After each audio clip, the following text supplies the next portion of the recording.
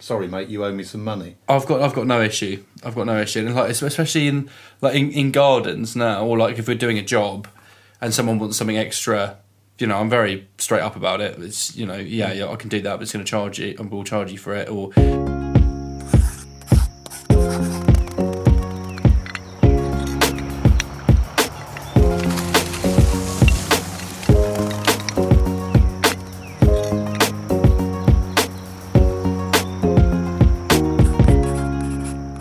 welcome everybody. We're back with the outside crowd, and we've got 2/3 of the crowd today. So we're pleased to have Jake back. So, how you doing, Jake? Hello.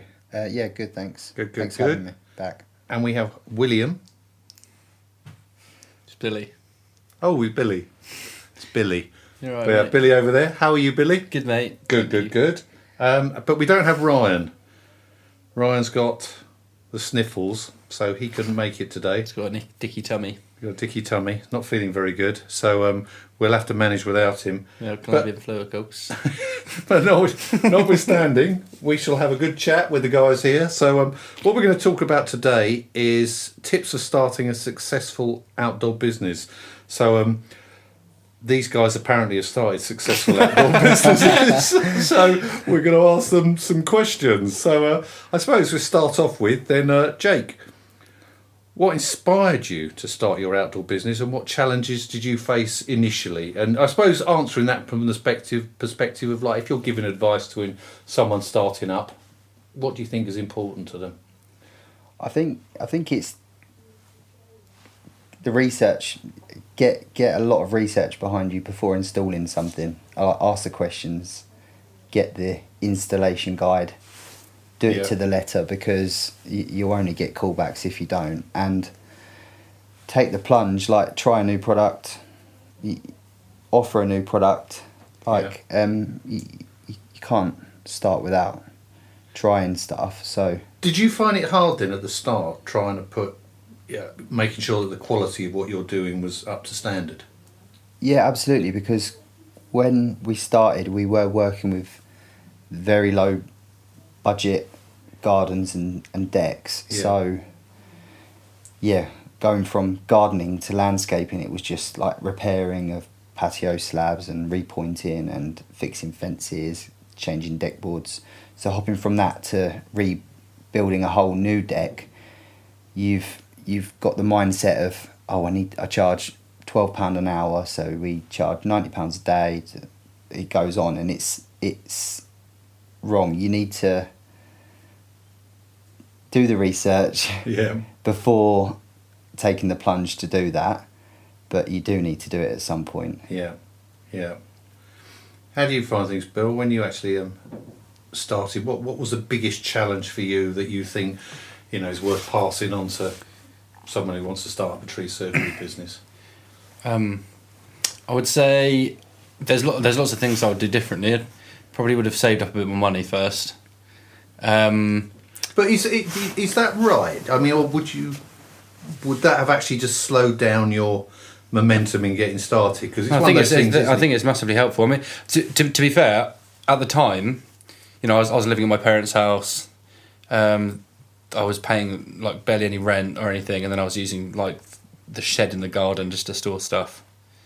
But I think it's always helpful if you can get a bit of money behind you, and also, as far as possible, learn off other people before you start. Because I barely did any tree work before I started my company. Like originally, it was like gardening as well, and sort of like moved into tree work, and so like a lot of the time I was just learning on my own time, which is at the detriment of profit as well. So, and when you say learning, you're just talking purely about the technical side of doing the tree work, everything, as opposed to business. No, I mean all of it. Yeah, I mean running a business, and doing the actual tree work itself. But yeah, if you can get really good, at the thing you're running your business in the first place, and you're just going to be one up, aren't you, from the off? So I would say learn off someone else first. Get some money behind you, and then try and keep finances down. I know a few people have started companies where they everything's financed out, and then you're at the start there's always going to be gaps in workload. I mean, there even is now. It's nowhere near as like it was at the start, but you know, if you're trying to get together, you know, let's say $5,000 a month every month just for the finance on your vehicles and your chip or whatever, then you could very quickly get into a bit of bother, especially if you haven't got any money behind you as well. So yeah. So if you got big down payments, small monthly, that's you know, that's a good thing. Yeah, I always thought like keep your overheads down as low as possible, so that ideally you're making as much profit each month as possible. Did you have a lot of investment, Jake, to start off with? Did you realise how much you'd actually got to spend out on stuff to start with? And until I actually started decking, I realised that I probably only had 5 to 10% of the tools I needed, and that I use now. But we did get by, so it often makes you wonder. Like you hear people say, "How do we get by without mobile phones and stuff like that?" But we did get by. We didn't have a track saw, we didn't have a router, we didn't have a planer. Now we have it and just go to it. We rely on it, but we did work for a good year to 2 years without those, and it worked. Yeah. So don't feel like you need all these fancy tools and stuff. As long as you've got the basics, you can build a deck. I was just going to say, sort of, it comes across with what like Bill's saying. It's keeping your overheads down. So if you're giving tips to someone starting up their business, you wouldn't then necessarily suggest go out and buy a whole load of kit. You'll be saying just keep the cost down, get the basics. Would you buy second-hand stuff? I would only go second-hand if it was the best available for that product. Don't compromise on tools. Hold it out as long as you can to get the best one. I think I mentioned it before, but don't think, there's a deal on, I'm going to get that, and it's not the one you actually wanted. Yeah. Like, hold out, get the right tools for the right job, and just make do for as long as possible. Because it's a good thing as well. When we started, you can ask parents, grandparents, like, it's a good opportunity to get, for Christmas and birthdays, maybe a new drill or a new tool set or a new... just bits, like when you're younger, because it's exciting. Tools are exciting, I think, anyway. No, they're still exciting now when I get them. No, I know what you mean. One thing that sort of I was thinking about then as well, it's like you've got all the tools and you can know how to do the jobs.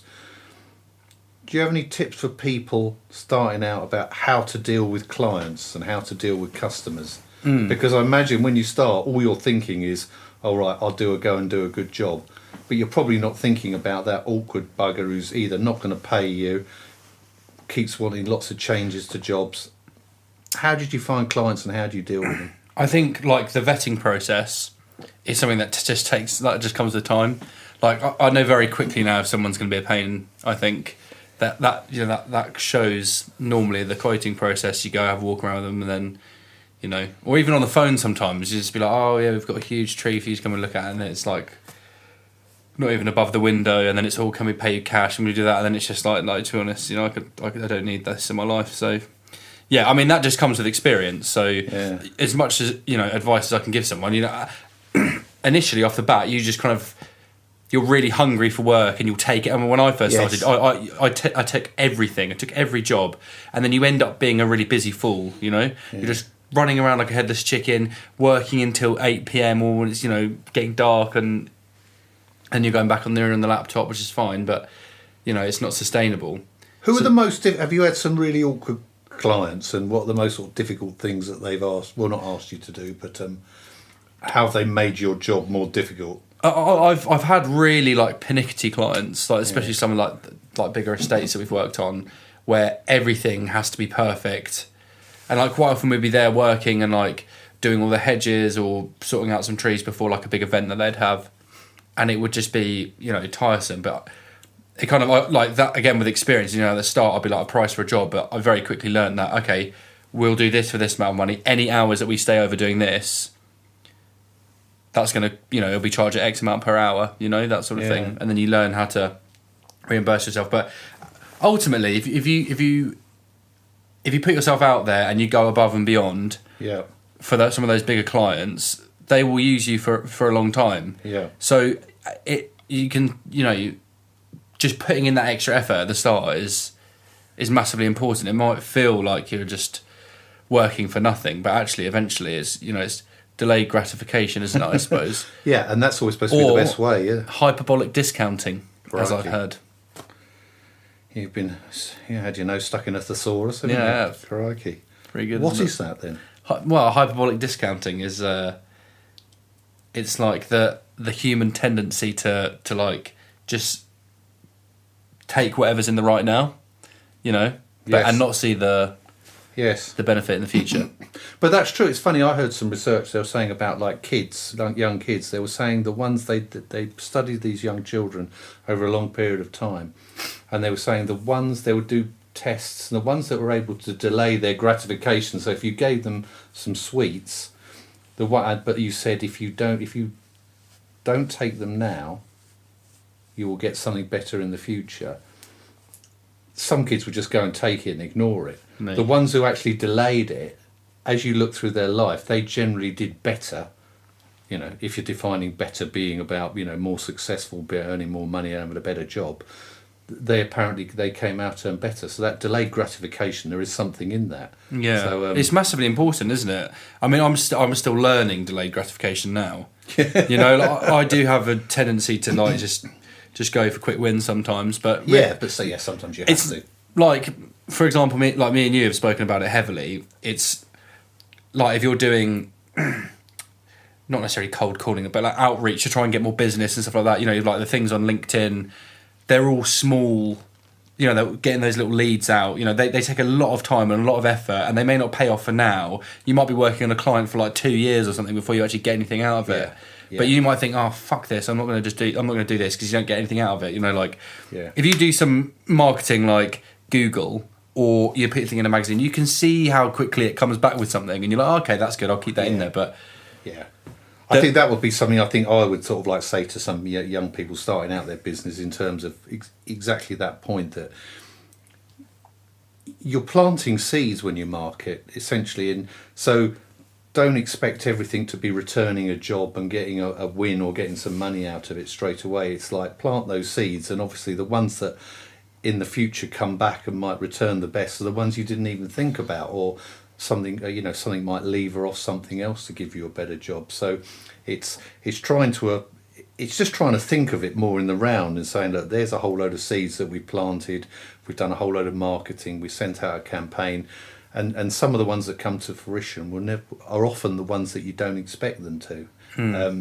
But if you put all your hopes, so like on one big job or something like that when you're starting, it often doesn't work out well. definitely, But, and I think when you just start out, there's a market for that. Like, I mean, I don't really work for any sort of similar customer. I mean, there's some customers that I've had from right from the start, but I seldom do any work for them anymore. And the jobs that we do now, I wouldn't even get a look in at them before. Yeah.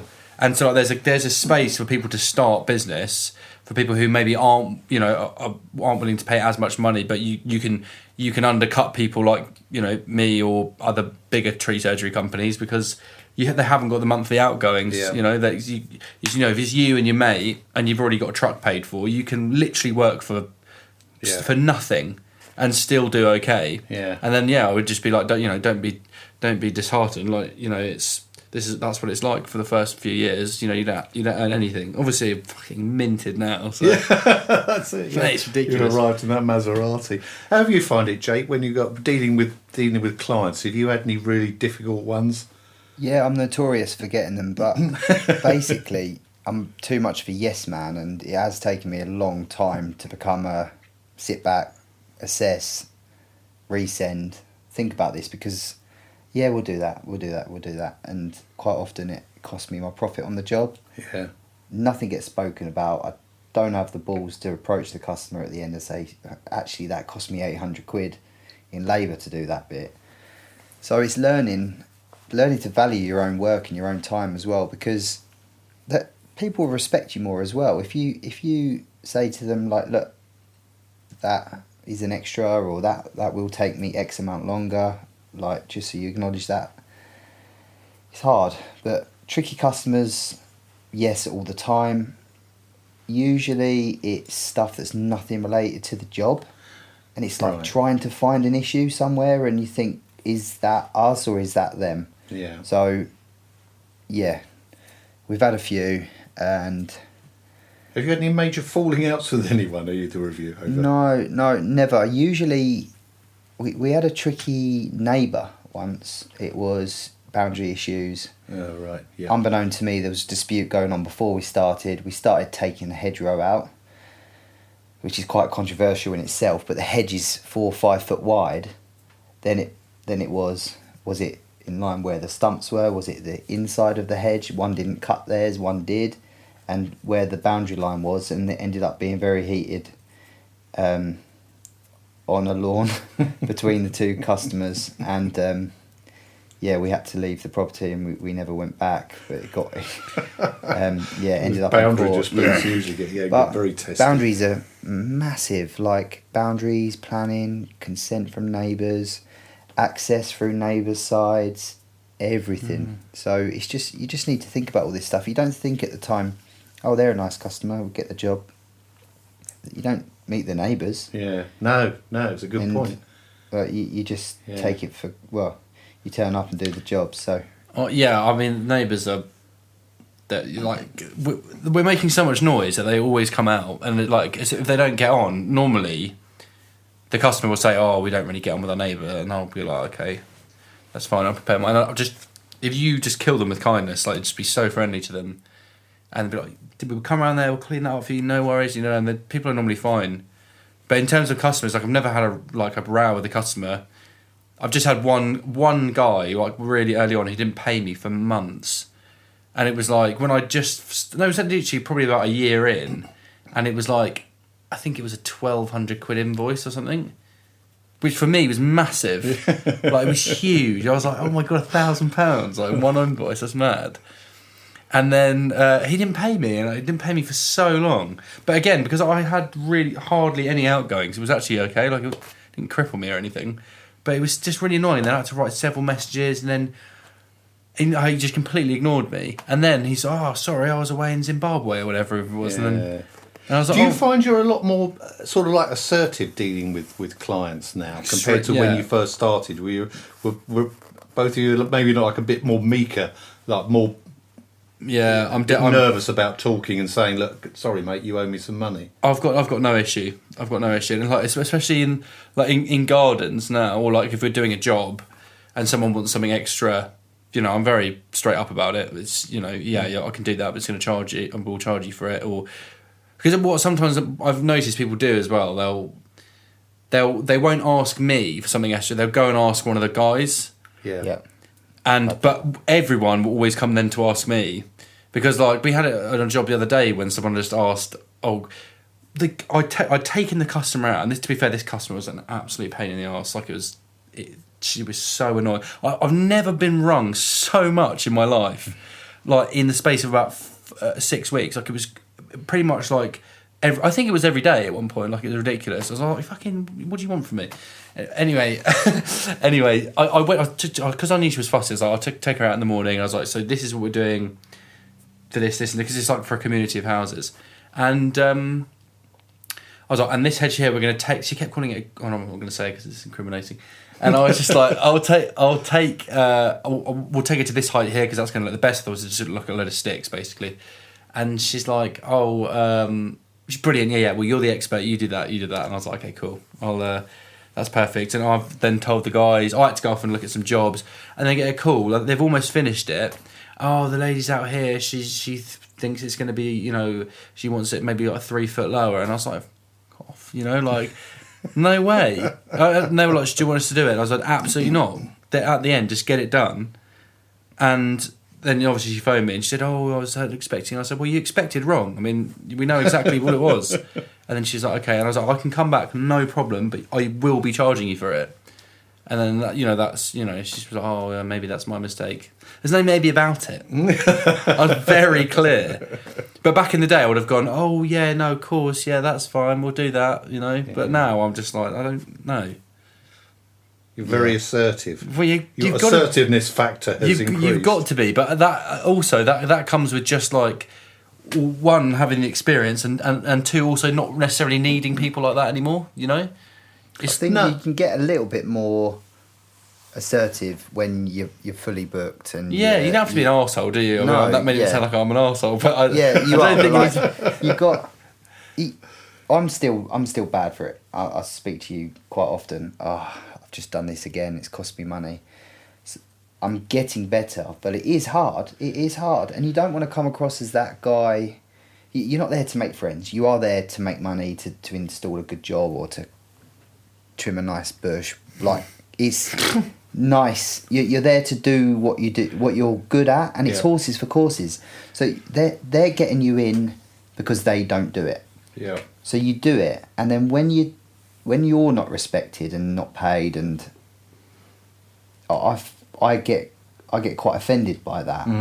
And when the client is now suddenly a top deck installer, and they're snagging your work halfway through a job, it's quite frustrating. It's quite hard for us to bite our tongue, because quite often we're like, oh, he's done this wrong, he's done this wrong, this is wrong. It's not finished. It's not wrong. It's not finished. I get it at the very end of the job, asking us, but it's that assumption that we've done it wrong. That's what I don't Yes, like. I And don't like that. you know, Yeah. you've done Yeah. this. Your guy's done this wrong. This is not level. This is Yeah. not. And it's like, hold on a minute. We're here to install a deck. Yeah. We're only assuming that they don't do decking. Yeah. And it's horrible being Yeah. told, and you just need to bite your tongue and say, That's yeah, it. I'll double and then check they it for don't, you. yeah, because they don't really know what the standards are, and sometimes they're just looking at it and don't understand what the construction process is, how it's put together. Yeah, I have a lot of sympathy for you there. I mean, We've had someone recently with a level on our deck, oh god, and double checking the level with my 2.4 metre level, and it was spot on, but yeah, it wound me up because he made a joke about it. Oh, I've been double checking over the weekend. Yeah, it's all good, isn't it? And I was like, hold up. So we've left, then you've jumped on the deck, double checked all your levels halfway through a job anyway. yeah.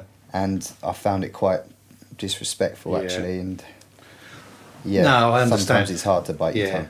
There are. It's funny because they've done some stuff with Ryan before, and looking on some of the jobs that he's done, I'm sure he wouldn't mind me saying about this. There's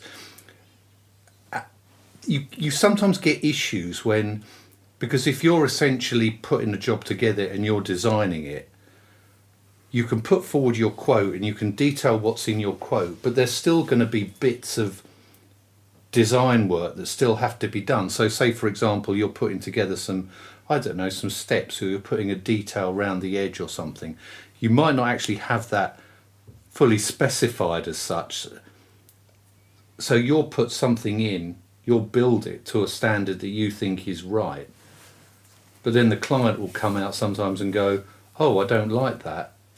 But then you're saying, well, there's nothing actually specified. It's designed by the contractor. So what the contractor puts down is what it should be. But the client's going, oh, well, I don't like that. I wanted a special edging or a certain type of pointing or something like that. And you're going, well, you didn't specify that. But at what point do you stop specifying? Yeah. How long do you spend? Do you then charge for to Well, become I always principal work designer on or- on the basis of if you're putting a quote together for someone, you're specifying what it is. If you're designing it essentially yourself, you're telling them what it is, then the price you put in is based on the contractor's design. So if they want anything different from what would be your basic design, so if there's no detailing for an edge or something like that, then how you design that, how you construct that is up to the contractor. Now, he would probably put just like a basic edging or something like that. If the client then comes out and says, oh, I don't like that, I want something different, then if it's going to cost more money, then they should be charged. Because ultimately, they could have picked that up at the time you were putting your quote in. They could have said, oh, what's going to go around the edge? What's the detailed design? Are we having anything fancy around the edge? And you're going, no, you haven't paid for that. You're just paying for a standard edging. And that's why I think in the terms and conditions we've got now with Ryan, we've put something in there just to say that, the works are contractor designed. So that anything that goes beyond what the contractor puts in as his ordinary standard workmanship, would be chargeable to the client.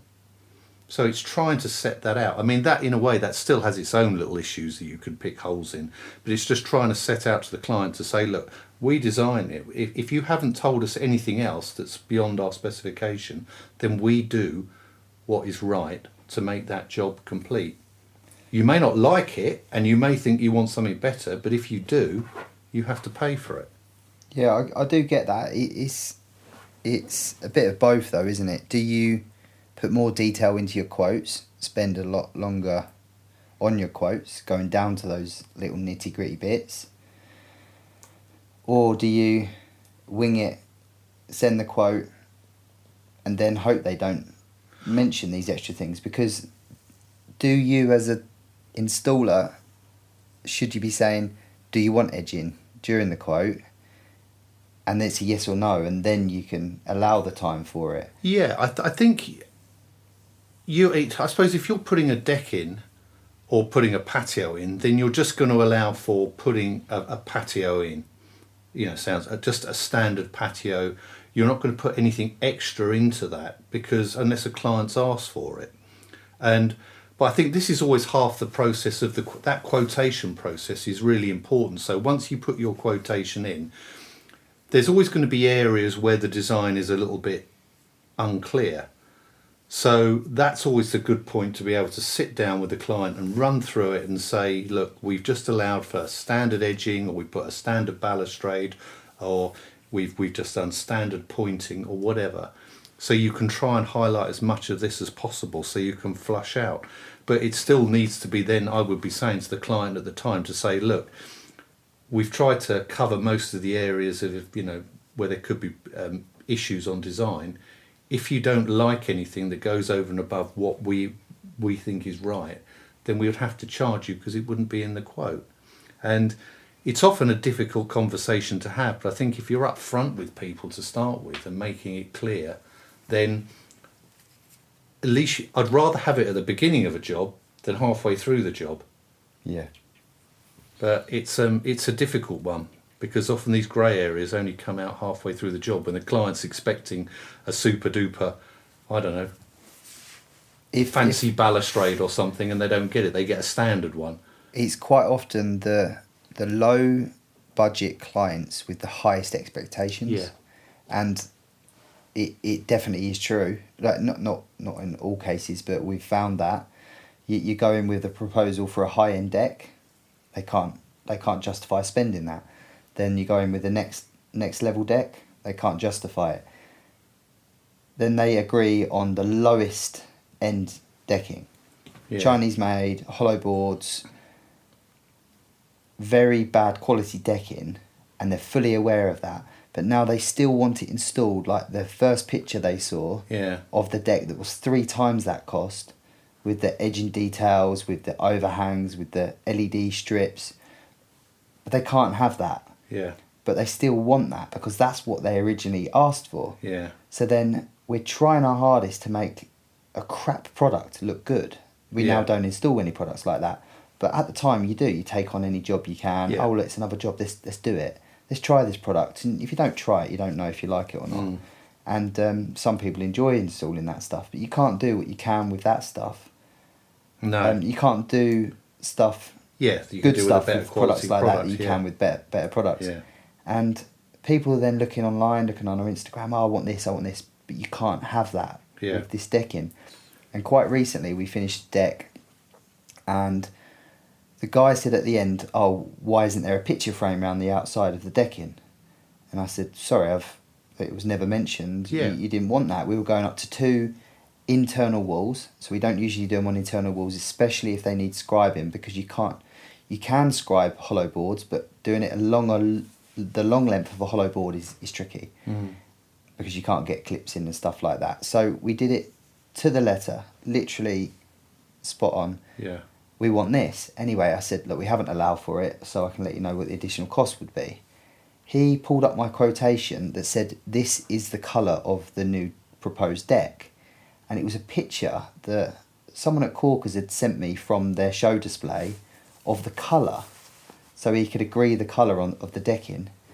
And in the picture, there was a picture frame. Yeah. And he used that against me to say that I'd quoted for a picture frame. And this dispute went on for so long, I did it. Yeah, but to get paid. But that and it's picture, wrong. but that picture wasn't included within your quote, though. No, yeah, so no, the picture was in the quote Right. of the colour. Of the colour. Yeah. Right. Because I asked the lady Yeah. at Corkers, can you send me over a picture of the colour? colour. And he that knew it was client just for has the colour. Yes, and it said colour of proposed deck. Yeah. And he used that against me. No, that's and yeah. But when you're withheld 7, maybe 10 grand, Yeah. and you think, right, it's an extra day's work, is this going to cost me more and more? Yeah. Not refusing to do it. And we did it, and reluctantly. but Because we I was did. going to say that's a perfect example of something where the guy's expecting more over and above what the standard, because you're designing that, essentially, that deck, and if the deck doesn't have a picture out and you don't say it has a picture out, he's got no reason to expect it. So if you're giving a picture which just shows the colour of the deck, then he's obviously taking that too far. Yeah. We're moving on a bit in terms of time. I suppose just to sum up, what are the key? I don't know. If you had a couple of top tips you would give someone starting their business, what would it be? Bill, Top tips. what would be a top tip? What or a bit of advice that you think would be the most important thing to someone starting up?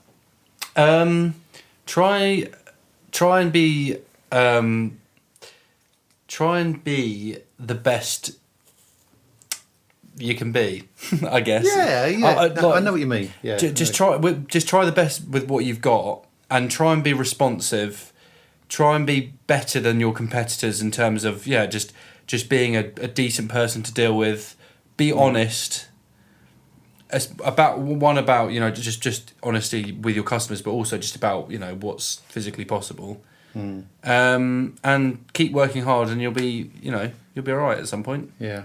No, I agree. I think there's a lot to say. If you're very genuine in what you're doing and very conscientious, then that's going to help you. Be a decent person. Be a decent I person. think if you're a nice person to deal with, then people will want to use you and people will recommend you. If you do a good job and you're a nice person and you're genuine and you're not trying to screw people over, Yeah. and you go the extra mile, then you will be fine. So Unless you're there's some sort of ridiculous economic downturn, then with those basic principles you can do okay. Are you doing okay? Oh, shit. You're a nice person, Bill. How about you, Jake? Are you a nice person? And what tip would you give someone else or the young Jake starting out his business? Okay, don't spend your last 200 quid on a tool that costs 200 quid because you've got 200 quid. Hold up, get a little bit of cash in the bank before making any investments like that. Because I did it, my cash flow was dead, but I had a nice drill set. Yeah. And look after customers' properties, because even if when you're working your own quotes out, allow for Corex, allow for floor protection, allow for these things, because quite often you'll do a very, very good job, but the customer won't be happy with the way their drive was left, the way their back garden grass looks, the way that there's dust, there's this. Take all the right measurements to make sure you're on top of your game. So put your floor protection down, make the place look tidy, finish 20 minutes earlier than you normally head home and clear up. Just people like that, and quite often they'll remember that more than the way you did the job. Yes. And I think they're nice lads. They tidied up every day, they left the place looking good. Yeah, create a good impression. Yeah. And also communication, I'm still working on it. It's just be honest with people. Don't overpromise. Don't tell them a date 2 weeks later than your last date booked in, and then make them happy by bringing them forward. Bringing it forward, yeah. Don't tell them tomorrow just to get the job. Yeah. And then tomorrow's not going to happen. Yeah. So just be honest. Give it a week. Give it 2 weeks, because you always run over. It's England. We're raining all the time. That's it. Yeah. No, I agree with you. I was just thinking of a couple of things. I'd be thinking, it's always going to be a harder job than you think. It's never as easy running a business. So don't beat yourself up when things don't go as smoothly as you can. Look at those little successes and start to build on those and always try and be positive, because it is hard running your own business, and I always think it's especially hard if you're running it on your own and you haven't got a business partner. So be confident. Yeah, go on. One thing, sorry to. No. If you're looking at the end of a job and you feel like you're losing money, which happens, don't be disheartened. Still finish that job to the same standard as any other job, because you don't know what will come from that. Yeah. Even if it's a wicked photo for your portfolio. Yeah. Don't get disheartened and start rushing and doing stuff like that, because it'll only cost you more money with callbacks. Yeah. Finish it as if there's a pot left in at the end. Don't rush it, and just get the best possible pictures and whatever you can, just to get something from that job. Yeah. Because I've done it before, run out of money, quick, we need to get this done, boys. We need to get this done, and you're there forever. Yeah. No, I think that's good advice. I can't believe how decent people we got as part of the outside crowd. Quality guys, conscientious, good jobs. But no, thanks guys. That's a good little chat tonight. So thanks Jake for coming along. How's the family? All going well? Yeah, all good, thanks. Yeah. Brilliant. Yeah, baby's doing good. Mum's doing good. So yeah, thanks for asking. Great stuff. No, nice to hear. Bill, everything all good with you? Good with me, mate. Yeah. Great stuff. Well, and Ryan, going well? Yeah, we're doing pretty well over here, and couple of lads. Good to hear, Ryan. So thanks everyone, and thanks for listening. Tune in to another Outside Crowd podcast.